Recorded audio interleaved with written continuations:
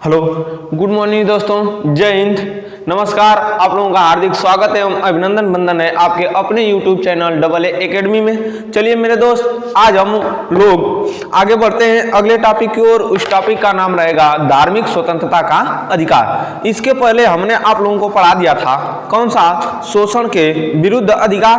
अब आगे बढ़ेंगे मेरे दोस्त, धार्मिक स्वतंत्रता का अधिकार। धार्मिक स्वतंत्रता का अधिकार अनुच्छेद नंबर 25 से 28 के अंतर्गत मिलेगा। उसको पढ़ने का काम करते हैं, चलिए देख लेते हैं।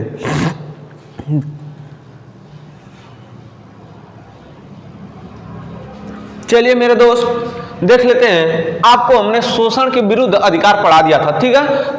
शोषण के विरुद्ध अधिकार अनुच्छेद नंबर 23 एवं अनुच्छेद नंबर 24, ठीक है। बालात श्रम और बाल श्रम से निषेध। अब आगे पढ़ाएंगे, आप लोग सीखिएगा, हम लोग सीखेंगे। देखिए मेरे दोस्त, उसका नाम है क्या, धार्मिक स्वतंत्रता का अधिकार। इस अधिकार का नाम है स्वतंत्रता का अधिकार। जो अगला मिलेगा आपको, धार्मिक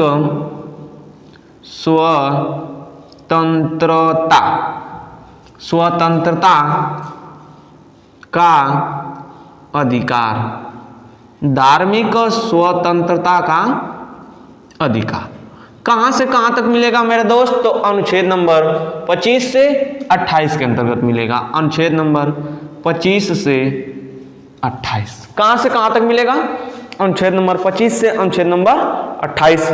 चलिए तब इसमें अनुच्छेद नंबर 25 देख लेते हैं। अनुच्छेद नंबर 25, धार्मिक स्वतंत्रता का अधिकार। इसमें अनुच्छेद नंबर 25 देख लेते हैं। अनुच्छेद नंबर 25 क्या कहता है, तो देखिए अनुच्छेद नंबर 25 जो कहता है मेरे दोस्त, देख लेते हैं। अनुच्छेद नंबर 25 का विषय क्या है, तो अनुच्छेद नंबर 25 का विषय क्या है, तो अनुच्छेद नंबर 25 का जो विषय है, उस विषय का नाम है अंतःकरण की स्वतंत्रता। उसका नाम क्या है मेरे दोस्त, अंतःकरण की स्वतंत्रता। अंतःकरण की स्वतंत्रता।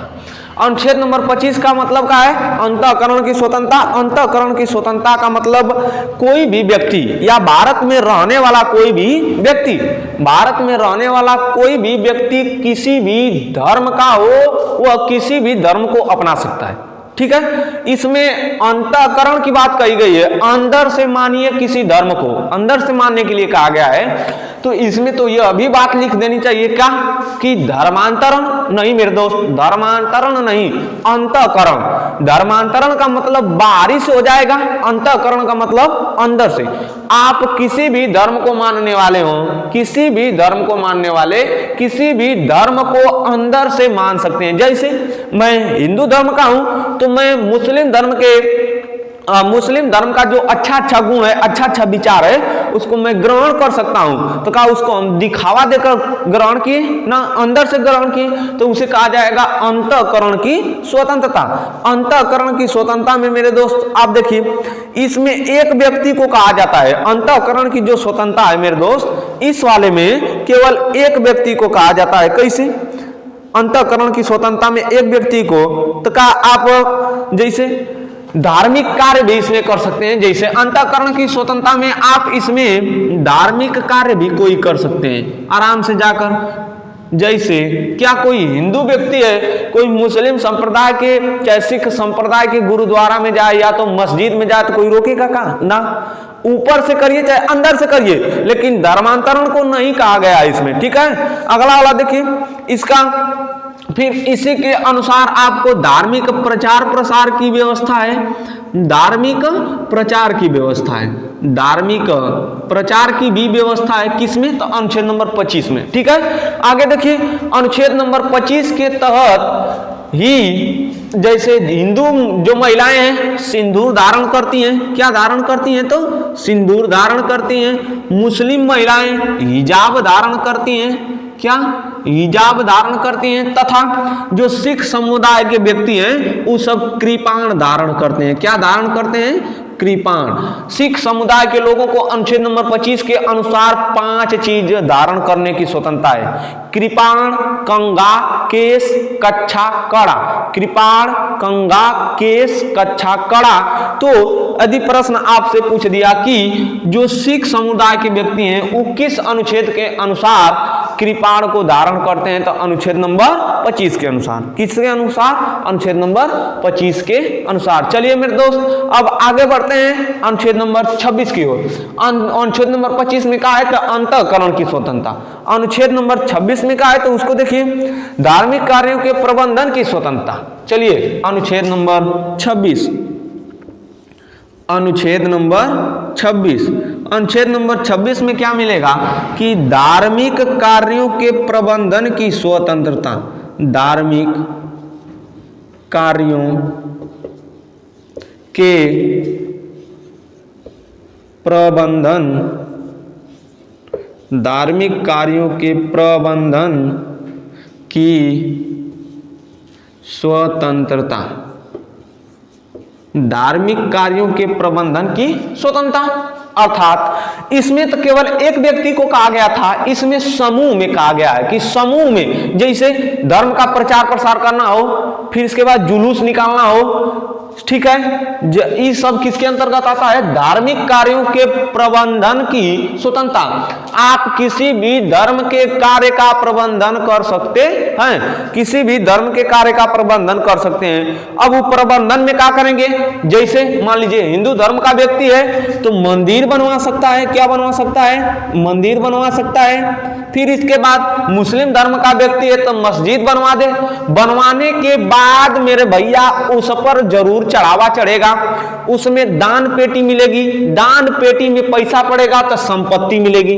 मंदिर बनवा लिए, मंदिर के बाद उसमें क्या मिली? आपको संपत्ति मिल गई। अरे उस संपत्ति का आपको कहा गया कहा है कि इस संपत्ति का आप वैधानिक खर्च कर सकते हैं। क्या कर सकते हैं मेरे दोस्त?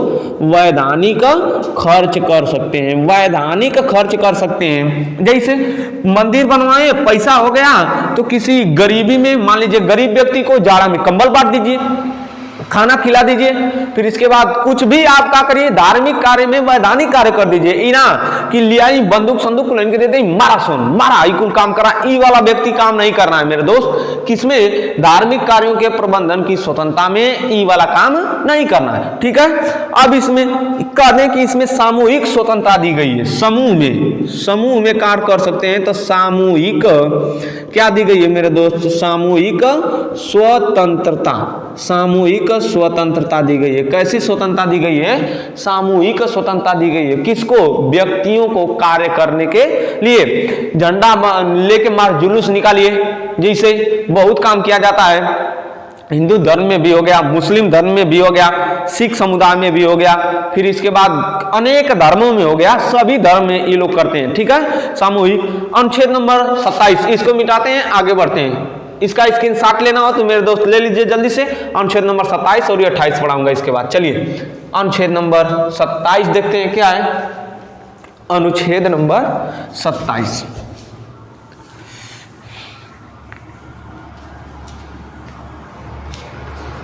अनुच्छेद नंबर 27, अनुच्छेद नंबर 27, अनुच्छेद नंबर 27 में क्या है तो चलिए देख लेते हैं। अनुच्छेद नंबर 27 में जो मिलेगा कि अनुच्छेद नंबर 27 में कि धार्मिक कार्यों के अभिवृद्धि हेतु, धार्मिक कार्यों के अभिवृद्धि हेतु संप्रदाय को कर से मुक्त कर दिया जाएगा। मान लीजिए कोई धार्मिक कार्य में धन मिला, धार्मिक कार्यों की अभिवृद्धि हेतु, धार्मिक कार्यों की अभिवृद्धि हेतु संप्रदाय को